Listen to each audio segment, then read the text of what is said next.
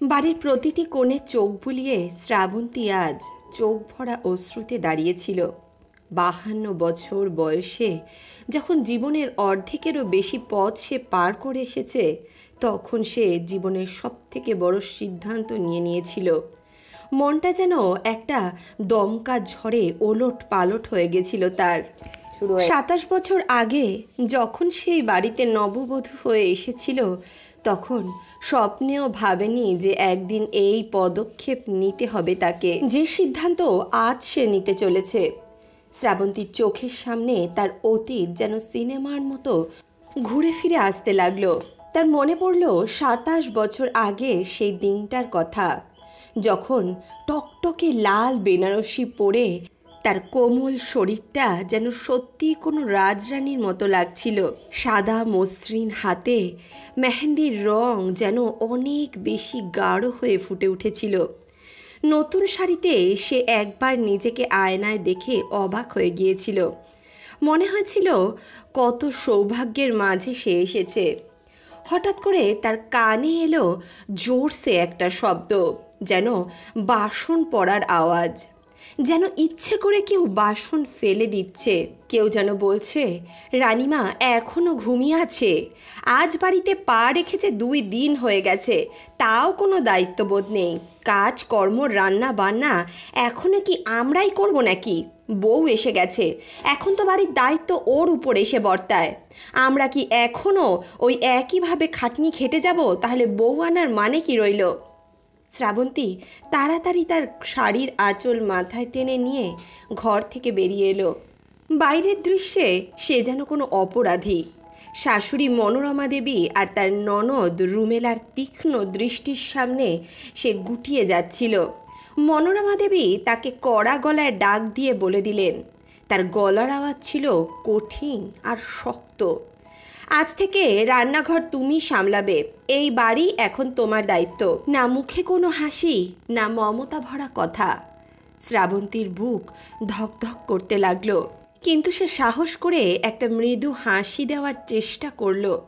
যখন সুব্রতর সঙ্গে তার সম্পর্ক স্থির হয়েছিল, তখনই তার চোখে ছিল কেবল একই ছবি। সুব্রতর শান্তশিষ্ট ব্যবহার আর মৃদু হাসি তাকে মুগ্ধ করেছিল। বাবা মা অনেক আদর আপ্যায়ন করে তার বিয়ে দিয়েছিল। শ্রাবন্তী ভেবেছিল নতুন বউ আসার আনন্দে শ্বশুরবাড়িতে সবাই আচার অনুষ্ঠানে মেতে থাকবে। কেউ হয়তো শগুন হিসেবে তাকে মিষ্টি বানাতে বলবে, যেমনটা সে আশেপাশের বাড়িতে এতদিন দেখেছিল। কিন্তু এখানে সব কিছুই উল্টো। সেই দিন থেকেই শ্রাবন্তীকে রান্নাঘরে দাঁড় করিয়ে দেওয়া হলো। শাশুড়ি মনোরমা দেবী কঠিন ভাষায় তাকে সমস্ত দায়িত্ব বুঝিয়ে দিলেন। সকালে চা বানানো থেকে শুরু করে রাতের খাওয়ার পর্যন্ত বাড়ির একটানা কাজ এখন থেকে তার উপরে এসে বর্তালো। শ্রাবন্তী কখনো এত কাজ করেনি। আসলে এত কাজ করার অভ্যাস তার কখনোই ছিল না, কিন্তু সে হাল ছাড়েনি। সকালে চা বানিয়ে যখন সে শাশুড়ির সামনে দিল, তখনই শাশুড়ি বলে উঠল, এটা কি করেছিস তুই? এটা কি চা হয়েছে? এটা চাকরানিরাও খেতে পারে না। সত্যি কেমন একটা বৌমা নিয়ে এসেছি, সামান্য চাটুকুও বানিয়ে দিতে পারে না। মা, যদি ভালো না লাগে তাহলে আরেকবার বানিয়ে দেই, শ্রাবন্তী ভয়ে ভয়ে বলল এবং একটি ফিকে হাসি দেওয়ার চেষ্টা করল। কিন্তু ঠিক সেই মুহূর্তে শাশুড়ির গলা আরও বেশি চড়া হয়ে গেল আর শ্রাবন্তীর হাত পা কেঁপে উঠল। না, চাই না। এমন চা বানিয়েছিস যে মুখের স্বাদই নষ্ট হয়ে গেছে। এখন আর চা বানাতে হবে না, দয়া করে রান্নাঘরে ঢোক, সকালের নাস্তা বানাতে হবে। তোর মা তোকে চা বানাতেও শেখায়নি দেখছি। এই বলে শাশুড়ি হাতের কাপ মাটিতে ছুঁড়ে ফেলে দিল।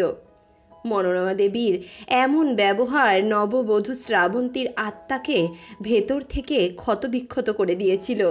তিনি এমন একজন মহিলা যার চোখে বউ মানেই হলো একটা যন্ত্র, যে শুধু কাজ করবে, বিশ্রাম ছাড়া, অভিযোগ ছাড়া। ভুলের কোনো অধিকার তার নেই। আজ যদি কোনো ভুল করে বসে, তাহলে মনোরমা দেবী সেই ভুল বারবার তুলে তাকে তিরস্কার করবে। কপালে পুড়ল। এমন অযোগ্য বউকে তো মাথায় তুলে এনেছি আমরা, এত পড়াশোনা করেও কিচ্ছু শেখেনি। মনোরমা দেবীর এই রকম কটাক্ষ শ্রাবন্তীর হৃদয়কে প্রতিদিন বিঘ্নিত করত। রুমেলা যে বয়সে শ্রাবন্তীর থেকে ছোট ছিল, সেও কোনো অংশে কম ছিল না। শ্রাবন্তীর প্রতিটি কথা সে ভেঙে চুরে এমনভাবে মায়ের কাছে প্রকাশ করত, এমনভাবে মায়ের কাছে উপস্থাপন করত যে শ্রাবন্তী যেন কিছুই করতে পারে না। আর প্রায় প্রতিদিনই কোনো না কোনো কারণে বাড়িতে অশান্তি লেগেই থাকত। একদিন পাড়ার এক প্রতিবেশিনী বাড়িতে এসেছিলেন। কথার মাঝে বললেন, ভালো হয়েছে মনোরমা দিদি, ছেলের বিয়ে দিয়েছ, জীবনের অর্ধেক দায়িত্ব মিটে গেছে। এখন মেয়ের বিয়ে কবে দিচ্ছ? এখন তো বউরানী চলে এসেছে, মেয়ের বিয়ে দিলে বাড়িটা আর খালি খালি লাগবে না। শ্রাবন্তী মৃদু হেসে বলল, হ্যাঁ আন্টি, ভালো সম্বন্ধ পেলে দেরি করব না, নিশ্চয়ই বিয়ে দিয়ে দেব। রুমেলাও এখন বিয়ের উপযুক্ত হয়ে গেছে। কিন্তু এই কথা শুনে রুমেলা যেন আগুন হয়ে উঠল। মনোরমা দেবীও এই কথা খুবই অপমানজনক বলে মনে করলেন। তারপর দুই মা মেয়ে মিলে এই সামান্য কথাকে এমনভাবে বিশাল ইস্যু বানিয়ে ফেলল যে শ্রাবন্তী যেন চরম অন্যায় করে ফেলেছে। তারা দুজনে কোনো দ্বিধা না রেখেই পাড়ার মহিলাদের সামনে শ্রাবন্তীকে অপমান করতে শুরু করলো। নিজের চরকায় তেল দাও বৌমা, সবসময় অন্যের কথা তোমাকে এত ভাবতে হবে না। আমার মেয়ের বিয়ে কবে হবে না হবে সেটা আমি ঠিক করব। তুমি কে যে আমার মেয়ের জীবন নিয়ে সিদ্ধান্ত নেবে? শ্রাবন্তীর চোখে জল চলে আসলো, কিন্তু সে চুপ থাকাকেই শ্রেয় মনে করলো। শ্বশুরবাড়ির চোখে সে তো এমনিতেই একটা চাকরানির মতো ছিল, কিন্তু সব থেকে বেশি আঘাত সে তখনই পেল যখন সুব্রত, যাকে শ্রাবন্তী নিজের স্বপ্নের নিজের ভরসার মানুষ ভেবেছিল, সেও কোনো বিষয়ে তাকে পাশে দাঁড়াতে দিত না। বিয়ের শুরুর কিছুদিন সুব্রত ঠিকঠাক ব্যবহার করত, কিন্তু ধীরে ধীরে সে মা ও বোনের কথায় এমনভাবে প্রভাবিত হলো যে শ্রাবন্তীকে মানুষ হিসেবেই গণ্য করা বন্ধ করে দিল। প্রতিদিন কথায় কথায় তাকে বিভিন্নভাবে অঙ্গভঙ্গিতে ব্যঙ্গ করত। তার সঙ্গে ভালো মুখে সোজা মুখে কখনো কথাই বলতো না, প্রতিদিন হুমকি দিত। যখন সে কিছু বলতো শ্রাবন্তী যেন কেঁপে উঠত। তার চোখে ছিল প্রেম নয়, বরং অধিকার। এমন এক অধিকার যেখানে শ্রদ্ধার কোনো স্থান ছিল না।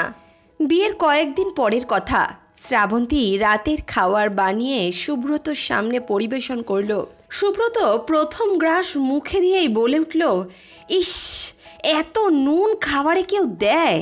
এ কী খাবার বানিয়েছ তুমি? বাপের বাড়ির থেকে দেখছি কিছুই শিখে আসোনি। এমনভাবে খাবার যদি বানাও তাহলে আমাকে তুমি খেতে দেবে না।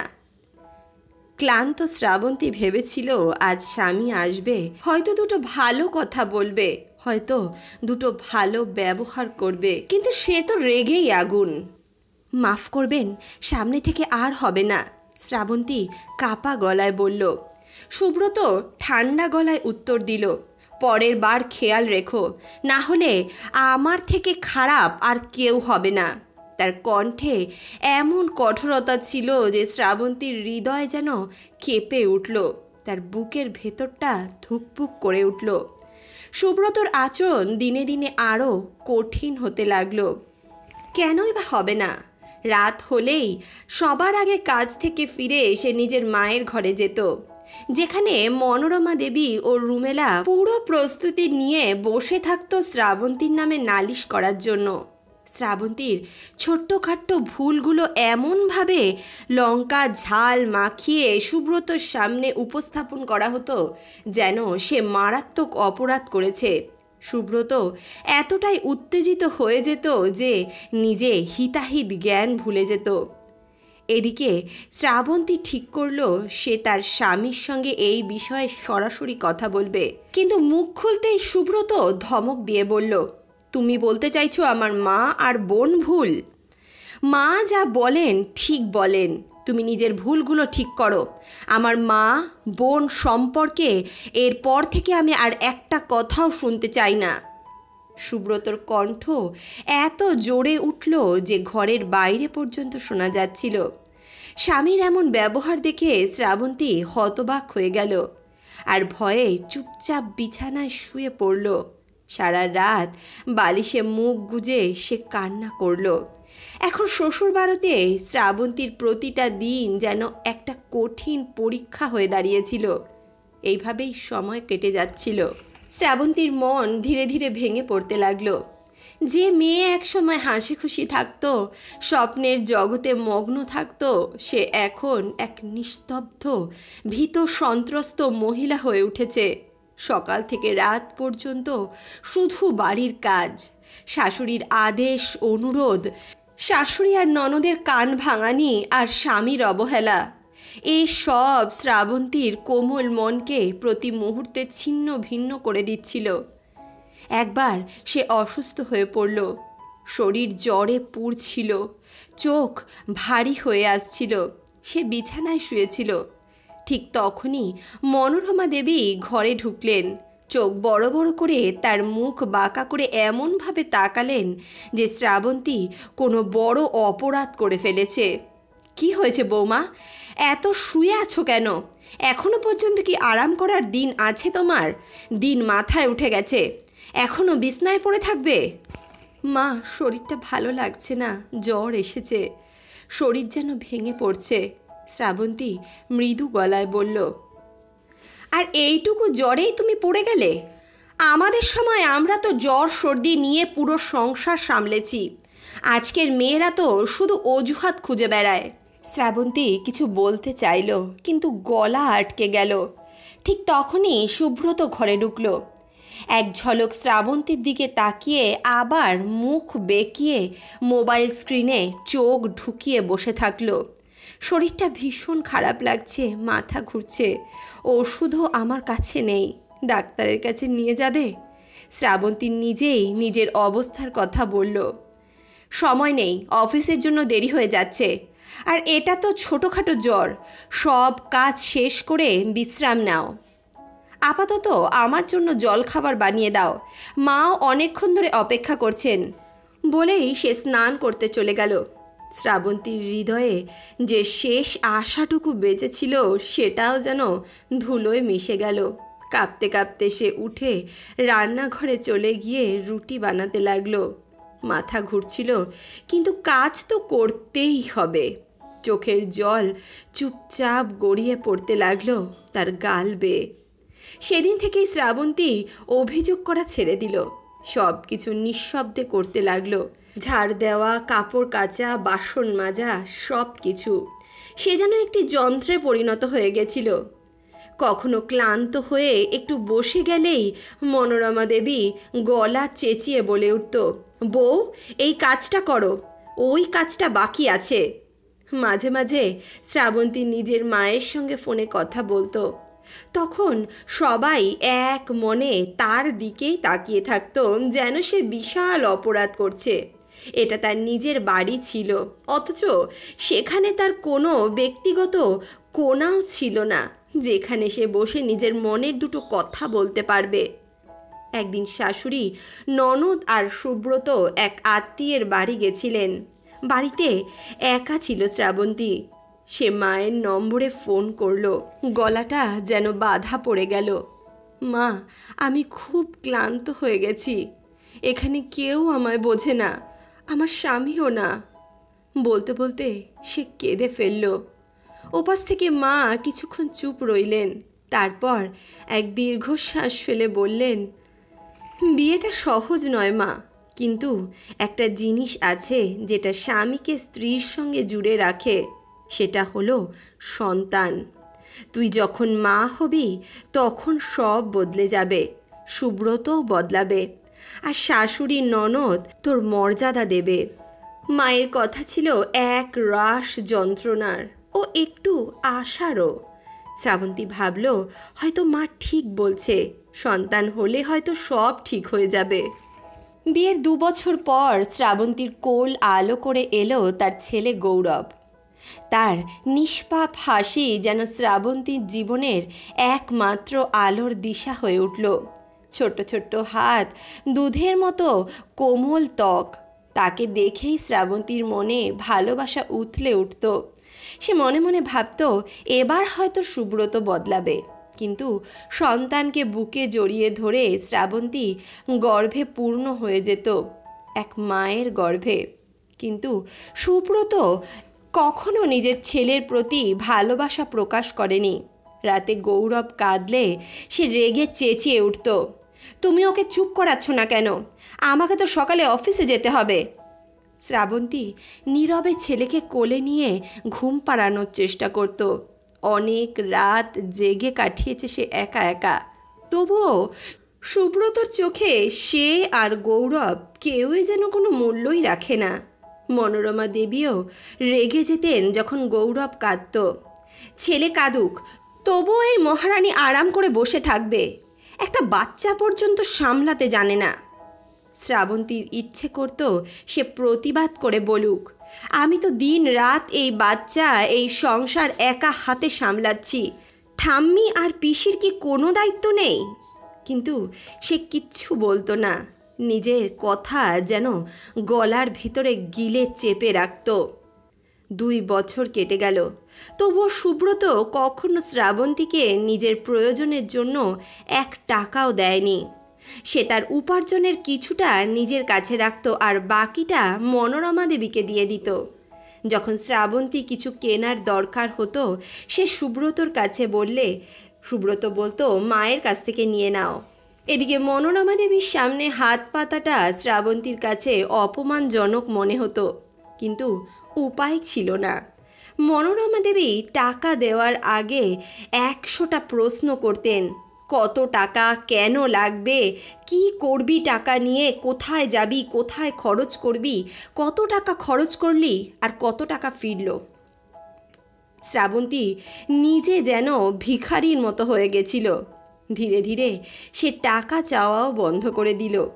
কারণ কোনো প্রয়োজনে টাকা লাগলে যদি এত প্রশ্নের উত্তর দিতে হয়, তাহলে সেই টাকা নেওয়ার থেকে না নেওয়াই মনে হয় যেন অধিক সম্মানের। গৌরবের প্রয়োজনীয় জিনিস আর জামা কাপড় সবই তার বাপের বাড়ির থেকে আনা হতো। কিন্তু শ্রাবন্তী চাইতো সুব্রত একটিবার ভালোবাসা নিয়ে নিজের ছেলেকে ভালোবাসুক, একটু কোলে তুলে নিক। কিন্তু সুব্রত আজও তার সন্তানের জন্য একটিও খেলনা পর্যন্ত আনেনি। গৌরব অসুস্থ হয়ে পড়লে শ্রাবন্তী আতঙ্কিত হয়ে পড়েছিল। ছেলেকে ডাক্তারের কাছে নিয়ে যেতে হতো। সুব্রত আগেই বলে দিয়েছিল তার সময় নেই, কিন্তু শ্রাবন্তীর হাতে কোনো টাকাও ছিল না। সে সাহস করে সুব্রতকে বলল, গৌরবকে ডাক্তারের কাছে নিয়ে যাচ্ছি, শুধু ওষুধের জন্য কিছু টাকা দাও। সুব্রত মোবাইল থেকে চোখ না তুলেই মায়ের কাছ থেকে টাকা নিয়ে নাও বলে দিল। বাড়ির সব খরচ তো মাকেই দিয়ে দেই। শ্রাবন্তী বলল, খরচের জন্য কিছু টাকা আপনি আমাকেও তো দিতে পারেন, এখন তো মায়ের কাছে গিয়ে আমার হাত পাততে হবে। সুব্রত চেঁচিয়ে বলল, তর্ক করো না, যেমন বলছি তেমন করো। শ্রাবন্তীর গলা ভারী হয়ে এলো। সে গৌরবকে কোলে নিয়ে মনের কষ্ট চেপে মনোরমা দেবীর কাছে গেল। মনোরমা দেবী বিদ্রূপ করে বললেন, আগে তো ছেলের খেয়াল রাখিস না, তার উপরে এখন আবার ডাক্তার দেখাতে হবে, ওষুধের খরচা। ছেলের একটু খেয়াল রাখলে এই খরচাটা তো হতো না। আগে তো বল কত টাকা লাগবে, 100 টাকা দিয়ে হবে? শ্রাবন্তী বলল, মা 100 টাকা দিয়ে তো আর ডাক্তার দেখানো যায় না। ডাক্তারের খরচেই তো প্রায় 500 টাকা ভিজিট আছে, তার উপরে আবার ওষুধের দাম আছে। মনোরমা দেবী বললেন, এখন কি তোর ছেলের জন্য আমি হাজার হাজার টাকা খরচা করব নাকি? এই নে 200 টাকা, এই দিয়ে যা হয় তাই কর, আমার কাছে এর থেকে বেশি পাবি না। শ্রাবন্তী কাঁদতে কাঁদতে ছেলেকে কোলে তুলে ঘরে ফিরে এলো। গৌরব জ্বরে কাঁপছিল, সে অসহায় হয়ে পড়ল। তারপর নিজের আলমারি খুলে নিজের বিয়ের সময় মায়ের দেওয়া সোনার আংটি বের করল।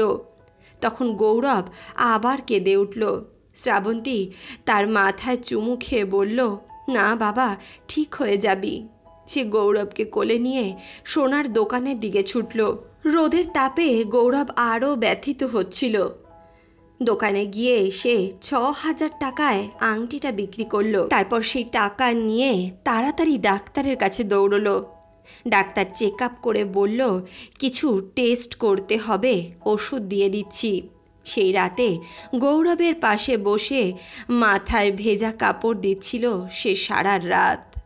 সকাল হতেই গৌরবের জ্বর কিছুটা কমল এবং তার হাসি দেখে শ্রাবন্তীর মন শান্ত হলো। সময় কেটে গেল। গৌরব 1 বছর বয়সে পা দিল। এদিকে রুমেলার বিয়ের তোড়জোড় শুরু হয়ে গেল। মনোরমা দেবী বিয়েতে কোনো খামতি রাখেননি। মহামূল্যবান গয়না, দামি জামা কাপড়, আড়ম্বরপূর্ণ ব্যবস্থা, এই সব দেখে শ্রাবন্তীর মন খারাপ হয়ে গেল। যে বাড়িতে তার ছেলের ওষুধের টাকার জন্য অপমান করা হয়েছিল, সেই বাড়িতে লাখ লাখ টাকা খরচা করে বিয়ে দেওয়া হলো। রুমেলার বিয়ের দিন বাড়ি অতিথিদের ভরে গেল।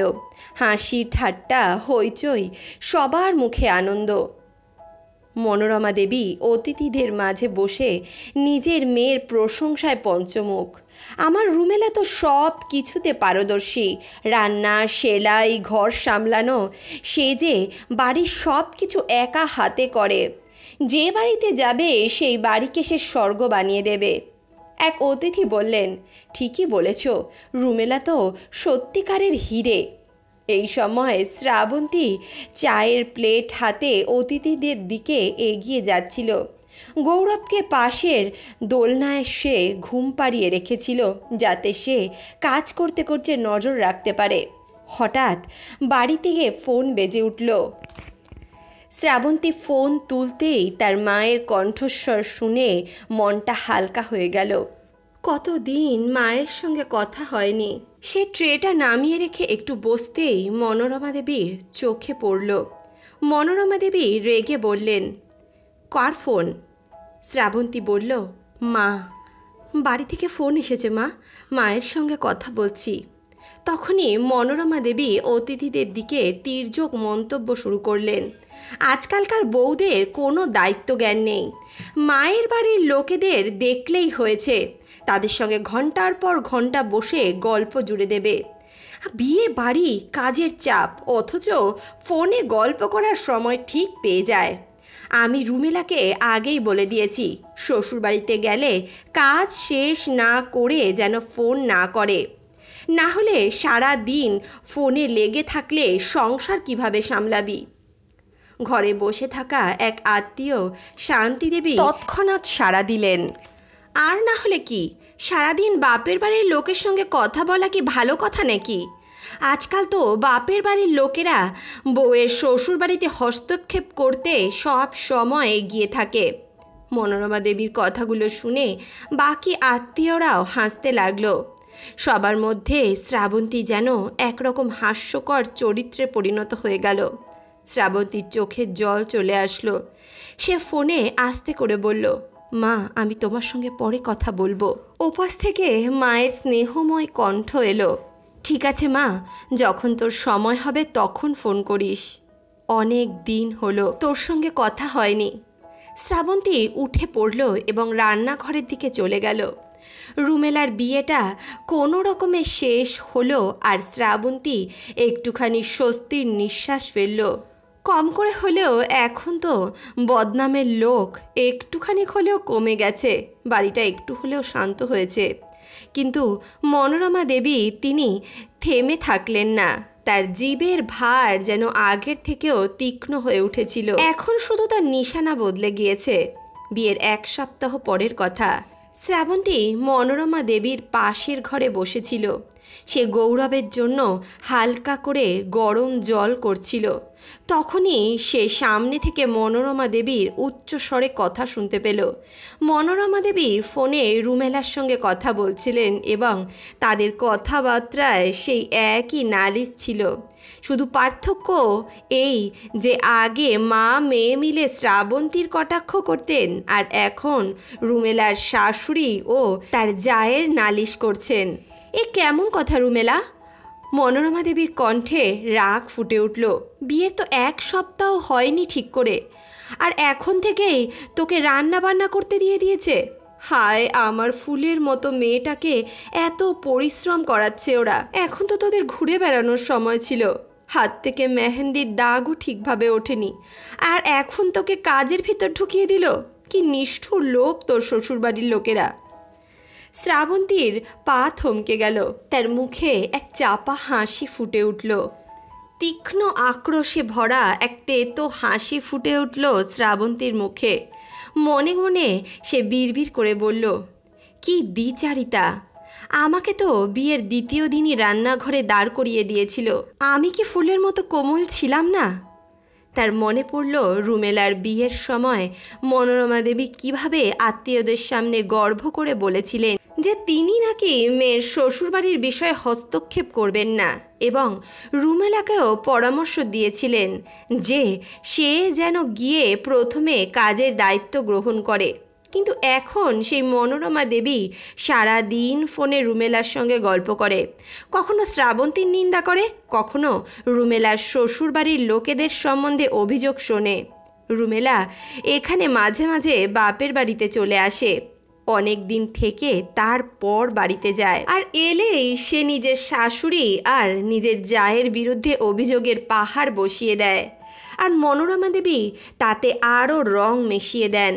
কিন্তু শ্রাবন্তী, তার তো তখনও ওখানে কথা বলার কোনো অধিকার ছিল না। সে চুপচাপ কাজ করে যায়, কারণ তার জীবনের একমাত্র লক্ষ্য হলো গৌরবকে একটা ভালো ভবিষ্যৎ দেওয়া। গৌরব এখন একটু বড় হয়েছে, শ্রাবন্তী চায় সে যেন ভালো শিক্ষায় শিক্ষিত হয়। এক সন্ধ্যায় সুব্রত আর মনোরমা দেবী ডাইনিং রুমে বসেছিলেন। শ্রাবন্তী সেখানে গেল আর বলল, আমি গৌরবকে ইংলিশ মিডিয়াম স্কুলে ভর্তি করতে চাই। সুব্রত বিরক্ত হয়ে বলল, এখনও তো পুরো 5 মাস বাকি আছে নতুন সেশনের, এত আগে এইসব চিন্তা কেন করছো? শ্রাবন্তী বলল, ভর্তির ফর্ম 3 মাস আগেই নেওয়া হয়, আর কিছুদিন আগেই শুনলাম যে ফর্ম দেওয়া শুরু হয়ে গেছে। মনোরমা দেবী সাথে সাথেই বিরক্ত হয়ে বললেন, কি দরকার এত ছোট্ট বয়সে বাচ্চাকে স্কুলে পাঠানোর? আমাদের সময় তো পড়াশোনা বাড়িতে থেকেই হতো। সুব্রত মায়ের পক্ষ নিল।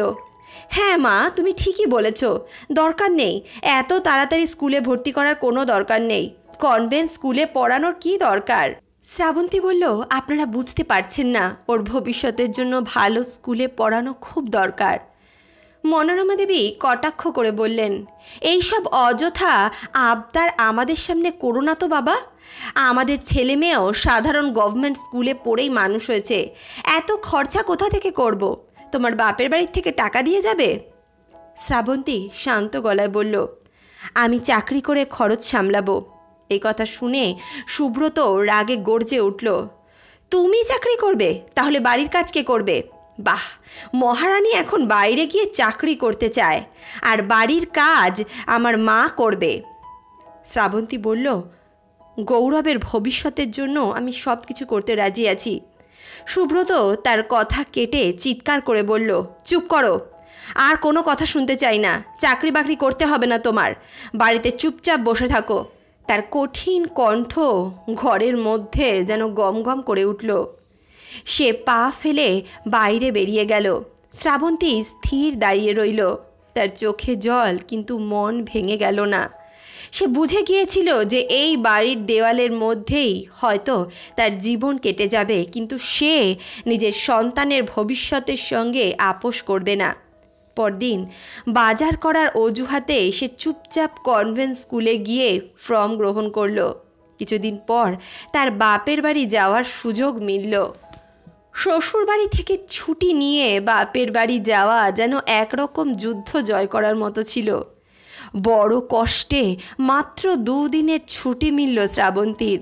মা বাবার সঙ্গে দেখা করে ওর মন যেন একটু হালকা হয়ে গেল। তাদের উষ্ণ আলিঙ্গন আর ভালোবাসা শ্রাবন্তীকে কিছু মুহূর্তের জন্য মুক্তির স্বাদ দিয়েছিল, কিন্তু আসল প্রশান্তি তখনই এলো যখন তার শৈশবের বান্ধবী রূপার সঙ্গে দেখা করতে গেল। রূপার বাপের বাড়ি শ্রাবন্তীর মায়ের বাড়ির কাছেই ছিল, আর সেও গ্রীষ্মের ছুটি কাটাতে এসেছিল। দুজন বান্ধবী পাশাপাশি বসলো আর পুরনো দিনের স্মৃতি মনে করতে লাগলো। স্কুলের দিন, গলিতে দৌড়ে ছুটতে চলে যাওয়া, লুকোচুরি খেলা, প্রতিটি কথায় তারা হেসে গড়াগড়ি খাচ্ছিল। শ্রাবন্তীর মন অনেক হালকা লাগছিল। মনে হচ্ছিল যেন সে আবার সেই নির্ভয়া ছোট্ট মেয়েটি হয়ে গেছে। কিন্তু অন্তরের গভীরে একটা বোধ ছিল, এই মুক্তির মুহূর্তগুলো খুবই অল্প সময়ের। একজন বন্দীকে তো অবশেষে কারাগারে ফিরতেই হয়। এই ভাবনা মাথায় রেখেই ওর মুখটা হঠাৎ করে ম্লান হয়ে গেল। রূপা তার মুখের সেই বিষণ্ণতা দেখে বলেই ফেলল, কি হয়েছে রে শ্রাবন্তী, তুই এত চুপ? শ্রাবন্তী হালকা একটা হাসি দিয়ে কথা ঘোরানোর চেষ্টা করলো, কিন্তু রূপা তো জেদ ধরে ফেলল। না, তুই আমাকে বলবি কি হয়েছে তোর। তুই তো এমনটা ছিলিস না, তুই আমার কাছে নিশ্চয়ই কিছু লুকাচ্ছিস। অবশেষে শ্রাবন্তী বুকের সব দুঃখ বেদনা তার কাছে উজাড় করে দিল। সে সব কিছু খুলে বলল আর কাঁদতে লাগলো। যদি আমি নিজে কিছু রোজগার করতে পারতাম তাহলে অন্তত আমার ছেলেটার ভবিষ্যৎ গড়তে পারতাম। রূপা হেসে বলল, তাহলে বাইরে গিয়ে কাজ করতে হবে কেন? তুই তো বাড়ি থেকেই বাচ্চাদের টিউশন পড়াতে পারিস। তোর পড়াশোনার অভিজ্ঞতা তো খুবই ভালো। তুই হিন্দি, বাংলা, ইংরেজি সব বিষয়ে সেরা নম্বর পেতি। তাহলে কেন বসে আছিস? বাড়িতে টিউশন করা শুরু কর। টাকাও রোজগার হবে আর বাচ্চাটার দেখাশোনাও করতে পারবি। শ্রাবন্তী বিস্ময়েশ্বরে জবাব দিল, হ্যাঁ, কথাটা ঠিক বলেছিস, কিন্তু যদি শ্বশুরবাড়ির লোকেরা এটাও করতে না দেয়? এরা তো সব কিছুতেই ঝামেলা পাকায়। রূপা ওর হাত ধরে বলল, তুই যদি এভাবে সব কিছু নিয়ে চিন্তা করতে থাকিস তাহলে কোনোদিনও কিচ্ছু করতে পারবি না রে। ভয় পাওয়াটা এবার তোর থামানো দরকার। নিজের সন্তানের ভবিষ্যৎ গড়তে হলে আগে নিজেকে দাঁড় করাতে হবে। কাউকে ভরসা করিস না। শ্রাবন্তীর চোখে এক ঝলক আশা ফুটে উঠল, কিন্তু পর মুহূর্তে সে বলল, কিন্তু যদি সফল না হতে পারি? রূপা হেসে বলল, শ্রাবন্তী তুই শুরু কর তো। সফলতা তো সেই পায় যে চেষ্টা করে। 2 দিন পর যখন শ্রাবন্তী বাপের বাড়ি থেকে শ্বশুর বাড়ি ফিরল, সে সাহস করে একদিন মনোরমা দেবীর কাছে গিয়ে বলল, মা, আমি এখন থেকে বাড়িতে বসেই ছোট্ট বাচ্চাদের টিউশন করতে পারি। মনোরমা দেবীর ভুরু কুঁচকে গেল আর মুখটা রাগে লাল হয়ে উঠল। টিউশন? এটা আবার নতুন কি নাটক শুরু করেছিস? তার গলায় কটু ভাব ছিল, কিন্তু শ্রাবন্তী শান্ত গলায় বলল, না, প্রতিদিন বিকেলটা তো প্রায় 1-2 ঘন্টা বসেই থাকি, তাই ভাবছি এই সময়টা যদি বসে না থেকে কোনো কাজে লাগাই, গৌরবের দেখাশোনাও ঠিকঠাক মতো হবে আর বাড়ির কাজও সব ঠিকমতো হয়ে যাবে। মনোরমা দেবী আপত্তি জানাচ্ছিলেন, কিন্তু তেমন কোনো যুক্তি তার কাছে ছিল না, তাই তিনি চুপ করে গেলেন। শ্রাবন্তী নিজের ঘরে ফিরে এলো। তার মনে এক ধরনের বিজয়ের আনন্দ ছিল। সেই সময় রুমেলা বাপের বাড়িতে এসেছিল। বিয়ের পরেও সে ঘরের প্রতিটি বিষয়ে হস্তক্ষেপ করত। একদিন যখন শ্রাবন্তী রান্নাঘরে কাজ করছিল, রুমেলা ফিসফিস করে মনোরমা দেবীকে বলল, মা, তুমি বৌদিকে টিউশন পড়াতে বারণ করলে না কেন? ওর হাতে যদি টাকা চলে আসে তাহলে তো ও ইচ্ছে মতো কাজ করবে, তোমার কোনো কথা শুনবে না। তুমি কেন এরকম বোকামি কাজ করলে বলো তো? মনোরমা দেবী চালাকির স্বরে বললেন, আরে আমি কি সব সহজে হতে দেব নাকি? ঘরের সব কাজ এত তাড়াতাড়ি করে নিতেও পারবেই না। বিকেল পর্যন্ত ক্লান্ত হয়ে পড়বে। যে 1 মাসের মধ্যে সমস্ত টিউশনের ভূত তার শেষ হয়ে যাবে, বুঝলি? আমাকে তো চেনে না। মনোরমা দেবী নিজের কৌশল ঠিক করে ফেলেছিলেন। আগে যেসব ছোটোখাটো কাজ নিজে করতেন, যেমন সবজি কাটা, কাপড় গুছানো, এখন সেই সমস্ত কাজই তিনি শ্রাবন্তীর ঘাড়ে ফেললেন। শ্রাবন্তীকে সকাল থেকে সন্ধ্যা অবধি রান্নাঘর পরিষ্কার করার থেকে শুরু করে ঘর গুছানো, রান্নাবাড়ি সমস্ত কাজ একা হাতে করতে হতো। আর সন্ধ্যায় 2 ঘন্টা সে পড়ানোর জন্য সময় পেত। তারপর আবার রান্নাঘরে ঢুকতে হতো তাকে। সে স্পষ্ট বুঝে গিয়েছিল তার শাশুড়ি মা এই সমস্ত কাজ করে তাকে সম্পূর্ণরূপে ক্লান্ত করে দিতে চাইছেন, যাতে সে টিউশন করতে না পারে। আর অর্থ উপার্জন করতে না পারে। কিন্তু শ্রাবন্তী হাল ছাড়েনি, সে প্রাণপণে লেগেছিল। ধীরে ধীরে তার ছাত্রছাত্রীর সংখ্যা বাড়তে লাগলো। বাচ্চারা খুশি ছিল, তাদের বাবা মা প্রশংসা করতে লাগলো তার পড়ানোর পদ্ধতি দেখে। 1 মাস পর যখন প্রথমবার টিউশন থেকে টাকা পেল, শ্রাবন্তীর চোখে আনন্দের জল ফুটে উঠল। সে হিসেব করল, এই টাকায় গৌরবের জামা কাপড়, বইপত্র এবং পড়াশোনার খরচ মেটানো যাবে। সে মনে মনে ঠিক করল, যাই হোক, এবার আমি পিছু হটব না। কিন্তু শ্বশুর বাড়িতে শান্তি কই। রুমেলা আর মনোরমা দেবী সারা দিন বসে শ্রাবন্তীর নিন্দা করতে থাকতো। দেখো, এখন টিউশন পড়ানোর বাহানায় ঘরের কাজও ঠিকমতো করছে না। একদিন রুমেলা সুব্রতকে অভিযোগ করল। মনোরমা দেবী সঙ্গে সঙ্গে সাড়া দিলেন, হ্যাঁ, গৌরবকেও ঠিকমতো দেখে না। সুব্রত যে আগেই তার মা বোনের কথায় ওঠবস করত, সেও রাগে চিৎকার করে উঠল, শ্রাবন্তী, এটা কি হচ্ছে? টিউশনের কারণে ঘরের সব কাজ লণ্ডভণ্ড করে দিচ্ছ। সব বন্ধ করো, না হলে ভালো হবে না। শ্রাবন্তী শান্ত কিন্তু দৃঢ় কণ্ঠে বলল, সুব্রত, আমি ঘরের সব কাজ করছি। গৌরবের দেখাশোনাও তো কোনো খামতি রাখছি না। টিউশন আমি আমার ফাঁকা সময় করি, যেই সময়ে আমার বিশ্রাম করার সময়। একটা মানুষ 24 ঘন্টা তো খাটতে পারে না, নিশ্চয়ই 2 ঘন্টা তার বিশ্রামের সময় থাকে। সেই সময়টাতে আমি টিউশন বেছে নিয়েছি। আমার মনে হয় না এতে কারোর কোনো সমস্যা হওয়া উচিত। সুব্রত মুখ কালো হয়ে গেল, কিন্তু শ্রাবন্তীর চোখে যে দৃঢ়তা ছিল তার সামনে কিছু বলার সাহস সে পেল না। কারণ সেও জানে সকাল থেকে রাত অবধি শ্রাবন্তী ঘরের কাজেই নিজেকে ব্যস্ত করে রাখে। প্রতিদিনের মতোই বকবক করতে করতে সে ঘর থেকে বেরিয়ে গেল। শ্রাবন্তীর পা আর কাঁপছিল না। সে জানতো এ পথ সহজ নয়, কিন্তু নিজের পরিশ্রমে রোজগার করা টাকা সে এক নতুন শক্তি খুঁজে পেয়েছিল। কয়েকদিন কেটে গেল। শ্রাবন্তী যে স্কুলে গৌরবকে ভর্তির ফর্ম জমা দিয়েছিল, সেই স্কুলে ভর্তি নেওয়ার সময় এসে গিয়েছিল। শ্রাবন্তী এই কথা সুব্রতকে জানালো। সুব্রত মুখ ঝামটা দিয়ে চেয়ারে উঠে বসলো আর চিৎকার করে বলতে লাগলো, আগেও আমি তোমাকে বলেছি, এখনও বলে দিচ্ছি, ওই স্কুলে আমি গৌরবকে ভর্তি করতে পারবো না। বাড়িতে আরও অনেক খরচ আছে। শ্রাবন্তী গভীর নিঃশ্বাস ফেলল এবং বলতে লাগলো, দেখো সুব্রত, ওর এই স্কুলে পড়াটা খুব দরকারি। একটা ভালো স্কুলে যদি ছেলে পড়াশোনা না করে তাহলে ওর ভবিষ্যৎ উজ্জ্বল হবে না। ইংলিশ মিডিয়াম স্কুলে পড়লে ও পড়াশোনায় ভালো হবে, ভালো ইংলিশে কথা বলতে পারবে, ভবিষ্যতে ও ভালো চাকরি বাকরি পাবে। তুমি কেন বুঝতে পারছো না? আমরা অন্যান্য বিষয়ে একটু চাপিয়ে যদি ছেলেটাকে ভালো স্কুলে পড়াই তাহলে তোর ভবিষ্যৎ গড়ে যাবে। তুমি তো জানো আজকালকার দিনে কত কম্পিটিশন। তখনই সুব্রত তার মায়ের অঙ্গিভঙ্গিতে কথা মিলিয়ে বলতে লাগলো, তোমার যা ইচ্ছে করো, কিন্তু আমি এই বিষয়ে কোনো কথা বলতে পারবো না। আমার কাছে এত টাকা নেই, আমি এত খরচ করতে পারবো না। এই কয়েক মাসে শ্রাবন্তী প্রায় 5 থেকে 6 হাজার টাকা জমিয়ে ফেলেছিল। নিজের ছেলেকে ইংলিশ মিডিয়াম স্কুলে ভর্তি করতে তার আরও কিছু টাকার প্রয়োজন ছিল। সেই কারণেই সে সুব্রতকে কথা বলেছিল। সে জানতো প্রতি মাসের খরচা তো সে টিউশন করে তুলে নিতে পারবে, কিন্তু এককালীন টাকাটা জোগাড় করা তার কাছে খুব চাপের হয়ে যাচ্ছিল। কিন্তু সুব্রত বলতে লাগলো, আমি কোনো মতেই তোমাকে কোনো টাকা দিতে পারবো না। তুমি যেখান থেকে পারো জোগাড় করে নাও।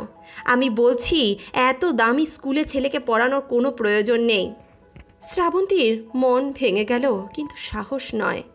সেই রাতেই সে তার বান্ধবী রূপাকে ফোন করলো। বলতে লাগলো, রূপা, আমাকে কিছু সাহায্য কর, ছেলেটাকে স্কুলে ভর্তি করতে হবে। আমি টিউশন করে তো সব টাকা ফেরত দিয়ে দেব। বান্ধবী বলল, কোনো চিন্তা করিস না, তোর অ্যাকাউন্ট নাম্বারটা দে, আমি এক্ষুনি তোকে টাকা পাঠিয়ে দিচ্ছি। তুই যখন পারবি তখন দেবি। আগে ছেলেকে স্কুলে ভর্তি কর। বান্ধবীর কথা শুনে সে একটু প্রাণে যেন জল ফিরে পেল। পরের দিন সকালে ঘুম থেকে উঠে সে নিজে গৌরবকে স্কুলে ভর্তি করতে গেল। নিজের টিউশনে উপার্জিত টাকা আর বান্ধবীর কাছ থেকে ধার নেওয়া কিছু টাকা দিয়ে সে স্কুলের ফি ভরল। স্কুলের গেটে দাঁড়িয়ে তার হৃদয় দ্রুত ধকধক করে উঠল। তবু সে ভরসা দিচ্ছিল নিজেকে, এই সংগ্রামে আমাকে জিততেই হবে। শ্রাবন্তীর টিউশন দিনে দিনে বেড়েই চলেছিল। নিজের জন্য সে হাতে 2 মিনিটও সময় পেত না। সংসার চালানো, টিউশনে উপার্জিত টাকায় গৌরবের শিক্ষা এবং ছোটোখাটো ছেলের খরচ সে ওই টাকা দিয়েই চালাতো। কিন্তু তার শ্বশুর, শাশুড়ি, তার ননদ কেউই তার কষ্ট বুঝল না কোনো দিন। রুমেলা, মনোরমা দেবী আর সুব্রত তারা শ্রাবন্তীর উপার্জিত অর্থের দিকে কটাক্ষ করে তাকাতো, আর ছেলের উপার্জিত অর্থে দুজনে মিলে খুব আনন্দেই জীবন কাটাতো। সুব্রত কখনো এটা বুঝতেই পারেনি যে তার নিজের ছেলের প্রতি, নিজের স্ত্রীর প্রতি একটা দায়িত্ব আছে। সারাটা জীবন মা আর বোনের কথাতেই সে উঠবস করে গেল। গৌরব ছোটবেলা থেকেই এই সমস্ত কিছু দেখছিল। মাকে সারা দিন কাজ করতে দেখত, তবুও কখনো তাকে হার মানতে দেখেনি। বাবার অপমানজনক কথা, ঠাকুমার অবহেলা আর পিসির কটাক্ষ, সব কিছু সে ছোট্টবেলা থেকে দেখেছিল। একদিন সে শ্রাবন্তীর কাছে এসে বলল, মা, ঠাম্মি আর পিসি সব সময় আমাকে উল্টোপাল্টা কথা বলে, আমি এই বাড়িতে থাকতে চাই না। শ্রাবন্তী বললেন, তুই মন দিয়ে পড়াশোনা কর, তোর এখন পড়াশোনার সময়, আর কোনো দিকে মন দিস না, সঠিক সময় ঠিক আসবে। গৌরব ছোটবেলা থেকেই দূরদৃষ্টি সম্পন্ন ছিল। সে সব সময় মায়ের কাজে সহায়তা করত। এভাবেই আস্তে আস্তে দিন কাটতে লাগলো, আর গৌরবও বড় হতে লাগলো। এখন গৌরব অনেকটাই বড় হয়ে গেছে, তার স্কুলের গণ্ডি পার হয়ে গেছে, সে এখন কলেজে পড়ছে। গৌরব মায়ের টিউশনে সহায়তা করতে লাগলো। সে মাকে বলল, মা, তুমি অনলাইন কোচিং কেন করছো না? গৌরবের নির্দেশে শ্রাবন্তী নিজের নামে একটি পোর্টালে রেজিস্ট্রেশন করলেন। দ্রুতই কাজে ব্যস্ত হতে লাগলেন তিনি। এইভাবে গৌরবও নিজেকে পড়াশোনায় ব্যস্ত করে দিল। দিন রাত কঠোর পরিশ্রম করে সে পড়াশোনা করতে লাগলো। দেখতে দেখতে তার কলেজ সম্পন্ন হলো এবং সে কলেজ পাশ করার পর চাকরির পরীক্ষা দিতে শুরু করলো। কঠোর পরিশ্রমের পর সে কিছুদিনের মধ্যেই গভর্নমেন্ট সার্ভিস পেয়ে গেল। আর তারপর সে নিজের মায়ের কাছে গিয়ে তার মায়ের পায়ে হাত দিয়ে বলল, মা, আজ আমি যা হয়েছি সব তোমার জন্য। তোমার আর এখানে থাকতে হবে না, এই কষ্ট তোমাকে আর করতে হবে না। ছোটবেলা থেকে আমি দেখছি তুমি কত কষ্ট সহ্য করে আমাকে মানুষ করেছো। আমার বাবা তো কোনোদিনও আমার গায়ে হাত দিয়ে পর্যন্ত দেখেনি। সারাটা দিন, সারাটা রাত তোমাকে আমি কঠোর পরিশ্রম করতে দেখেছি, তোমাকে আমি অত্যাচারিত হতে দেখেছি, অপমানিত হতে দেখেছি। মা, আর নয়, তুমি আর এখানে থাকবে না, আর এই অত্যাচার সহ্য করবে না। গৌরবের সামনে তখন সুব্রত, রুমেলা আর মনোরমা দেবী দাঁড়িয়েছিলেন। গৌরব বলতে লাগলো, তুমি সারাটা জীবন চুপ করেই রইলে। এই প্রশ্নের সঙ্গে সঙ্গেই গৌরব চারদিকে গিয়ে তাকালো। সকলের চোখে বিস্ময় ফুটে উঠেছিল। গৌরব তার মায়ের দিকে ঘুরে তাকিয়ে বলল, মা, এটা সবই তোমার পরিশ্রমের ফল। তুমি আমাকে একজন যোগ্য মানুষ বানিয়েছ, প্রতিটি কষ্টে, প্রতিটি বিপদে আমার পাশে থেকেছ। তুমি না থাকলে আমি আজ কিছুই করতে পারতাম না। শ্রাবন্তীর চোখ থেকে অশ্রু ঝরে পড়তে লাগলো। সুব্রত রেগে গিয়ে বলল, আমার টাকায় খেয়ে এত বড় হয়েছিস আর আমাকেই উল্টো কথা শোনাচ্ছিস। মনোরমা দেবী গর্জে উঠলেন, সব ওর মায়ের শেখানো কথা। দিন রাত আমাদের বিরুদ্ধে বিষ ছড়াচ্ছে ওর মনে। এই তো হওয়ার ছিল একদিন। গৌরবের রাগ তখন সীমা ছাড়িয়ে যাচ্ছে। সে হাতের ইশারা করে কণ্ঠস্বর তীক্ষ্ণ করে বলল, একটা শব্দও আমার মায়ের বিরুদ্ধে আর শুনতে চাই না আমি। আপনারা সবাই আমার মায়ের জীবনটা নরকে পরিণত করেছিলেন, কিন্তু মা কখনো একটা কথাও বলেনি। এবার আর না। সে মায়ের দিকে ফিরে কোমল কিন্তু দৃঢ় কণ্ঠে বলল, মা, তুমি অনেক সহ্য করেছ। এখন আর এই বাড়িতে তোমাকে এক মুহূর্তও থাকতে হবে না। আমার সঙ্গে চলো। মনোরমা দেবী ব্যঙ্গ করে বললেন, হ্যাঁ হ্যাঁ, নিয়ে যা তোর মাকে, আমাদের দরকার নেই ওর। সুব্রত গম্ভীর মুখে তাকিয়েছিল শ্রাবন্তীর দিকে। ভেবেছিল শ্রাবন্তী এবারও হাত জোর করে ক্ষমা চাইবে, কিন্তু এবারকার শ্রাবন্তী ভিন্ন ছিল। 27 বছর ধরে এই ঘরের শৃঙ্খলে আবদ্ধ থাকা নারী আজ ক্লান্ত।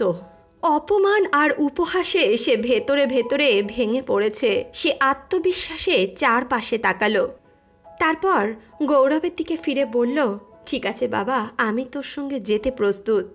এই কথা শুনে সুব্রতের শরীরে যেন বিদ্যুৎ খেলে গেল। এটা কি সেই শ্রাবন্তী যে এত বছর ধরে তার তিরস্কার সহ্য করে এসেছে? শ্রাবন্তী তার ব্যাগ গুছিয়ে নিল, গৌরব তার হাত ধরল। তারা দুজনে মিলে দরজা দিয়ে বেরিয়ে গেল। দরজার চৌখাট পেরোতেই শ্রাবন্তীর মনে হলো যেন 27 বছরের কারাগার থেকে মুক্তি পেয়েছে। কিন্তু যখন সুব্রতের ঘর ফাঁকা ফাঁকা লাগতে লাগলো, একা বসে সে কেঁদে ফেলল। মনোরমা দেবী, যিনি 80 বছর পার করে ফেলেছিলেন, এখন আর গৃহকর্ম করতে পারেন না। রুমেলা যে কয়েকদিন ধরে বাবার বাড়িতে ফিরে এসেছিল, সে বিস্মিত মুখে রাতে রান্নাঘরের দিকে তাকালো এবং রাগে বলতে লাগলো, আমি এখানে রান্না করতে পারবো না, আমি আমার বাড়িতে ফিরে যাচ্ছি। আর কতদিন তোমাদের বাড়িতে পড়ে থাকবো? আমার বাড়িতেও তো আমাকে প্রয়োজন আছে। মনোরমা দেবী প্রথমবার অনুভব করলেন শ্রাবন্তী কেবল একজন বউ নয়, ছিল এই ঘরের মেরুদণ্ড, যে মেরুদণ্ড তারা নিজেই ভেঙে ফেলেছে। আর যখন ঘরটা প্রায় ধ্বংসস্তূপ, তখন তারা বুঝতে পেরেছে যে কাঁটা তারা শ্রাবন্তীর জীবনে বিছিয়েছিল, আসলে তা তারা নিজের বার্ধক্য বয়সের জন্য রোপণ করেছিল। কিন্তু কিছু কিছু ভুলের ক্ষমা হয় না। কিছু কিছু ভুলের ক্ষমা করলে নিজেরাই অপরাধী হয়ে যেতে হয়। তাহলে বন্ধুরা, আপনি কি মনে করেন শ্রাবন্তী যে সিদ্ধান্ত নিয়েছে তা কি সঠিক ছিল? আপনার মতামত কমেন্ট বক্সে লিখে জানাবেন। আপনি কি মনে করেন এই সিদ্ধান্ত কি তার অনেক আগে নেওয়া উচিত ছিল? নিজেদের মূল্যবান মন্তব্য কমেন্ট বক্সে লিখে জানাতে ভুলবেন না। আপনাদের মূল্যবান মন্তব্য সমাজে একটি নতুন ধারণা, একটি নতুন শিক্ষার প্রচার করতে পারে। আজকের ভিডিওটি ভালো লাগলে অবশ্যই ভিডিওটিতে একটি লাইক করুন, বন্ধু বান্ধব আত্মীয় পরিজনের সঙ্গে ভিডিওটি শেয়ার করুন। আর চ্যানেলটি সাবস্ক্রাইব না করে থাকলে এক্ষুনি সাবস্ক্রাইব করে নিন, যাতে এমনই শিক্ষামূলক হৃদয়স্পর্শী কাহিনীর সঙ্গে আপনারা জুড়ে থাকতে পারেন। এই কাহিনীটি শেষ পর্যন্ত শোনার জন্য আপনাদের অশেষ ধন্যবাদ।